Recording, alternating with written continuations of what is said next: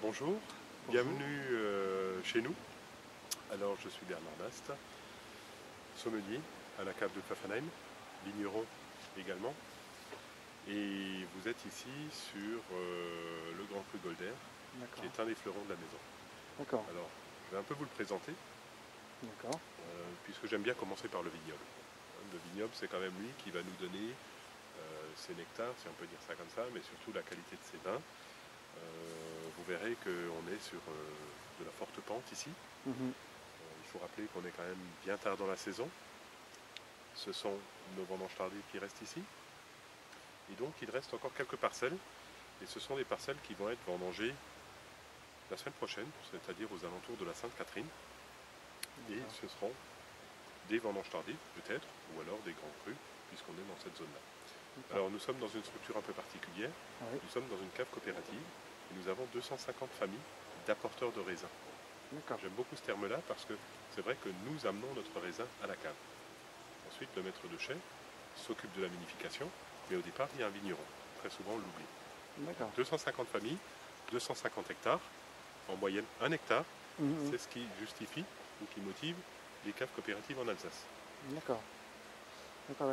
Et donc, par rapport au grand cru sur lequel nous sommes, est-ce qu'on peut expliquer un petit peu les sols et l'exposition? Bien sûr. Alors l'ensemble des grands crus, si vous passez en Alsace, surtout à ce moment-là, sont particulièrement bien exposés.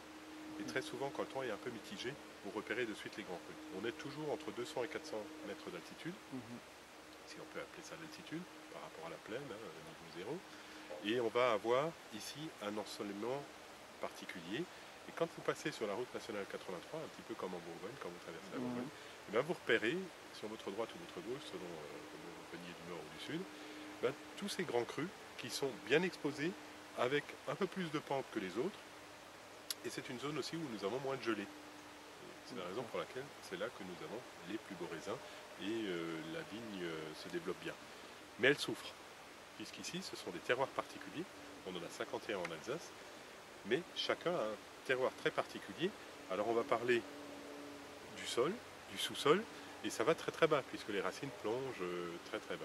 Alors ici on est gâté, on est sur du calcaire et de l'argile, donc on a suffisamment d'eau, même dans les années très sèches, mais on a également une bonne répartition, et donc on peut préserver le raisin très longtemps dehors, sans avoir trop de pourriture, et surtout pas la pourriture grise, mais aller vers la pourriture noble, ce qu'on attend aujourd'hui, pour arriver à faire ces grands crus, ces vendanges tardives, voire des sélections de vin. D'accord. Est-ce qu'on pourrait synthétiser un peu le type de vin que nous pouvons avoir sur ce grand cru? Alors, c'est vrai que c'est toujours la question. Je crois que le gros avantage dans notre vignoble, c'est que nous connaissons nos parcelles, nous savons quand il faut les vendanger, et vous ne pouvez pas avoir une généralité, d'où la difficulté des grands crus en Alsace. Donc, certaines personnes vont me dire il faut vendanger tôt, d'autres personnes vont me dire il faut un peu plus tard.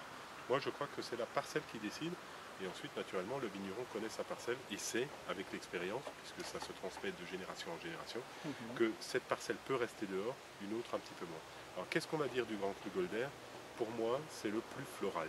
C'est celui qui va donner le plus d'expression au cépage. Alors nous sommes sur un Gewürztraminer ici. Tout simplement le Gewürztraminer, et c'est pas une légende, c'est la rose, c'est le litchi, c'est explosif. Et ici vous l'avez particulièrement. Si vous étiez un peu plus loin sur un Steiner, vous auriez un peu plus le miel, le raisin sec. Ici vous êtes vraiment sur ce fruit, ou cette fleur, la rose ou le litchi, et toujours un petit peu épicé aussi. D'accord. Bon, on va goûter un de vos vins alors. Eh bien écoutez. Tout seul quoi. Donc qu'est-ce que nous goûtons? Alors là nous sommes sur un Gewürztraminer Golder 2009. Donc c'est un vin qui a une très jolie robe jaune or. On est sur un nez très caractéristique du Gewürztraminer avec ses notes très litchi, rose, rose fraîche, mangue également un petit peu. Très expressif, hein. Très expressif, bien sur le côté fruits à chair jaune, pêche jaune. D'accord.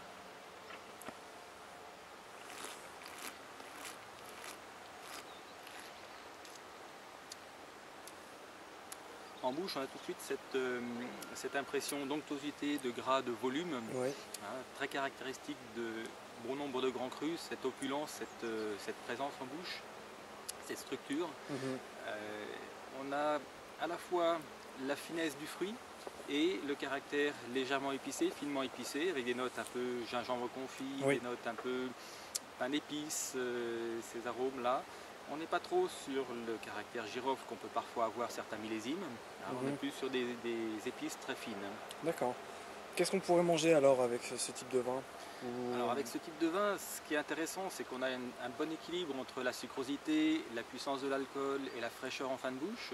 Donc c'est finalement un vin qui se met facilement sur la table, qui peut très facilement s'accorder avec des mets de style poulet au curry, colombo, des mets un petit peu asiatiques, un petit peu sucrés, un petit peu viande en sauce.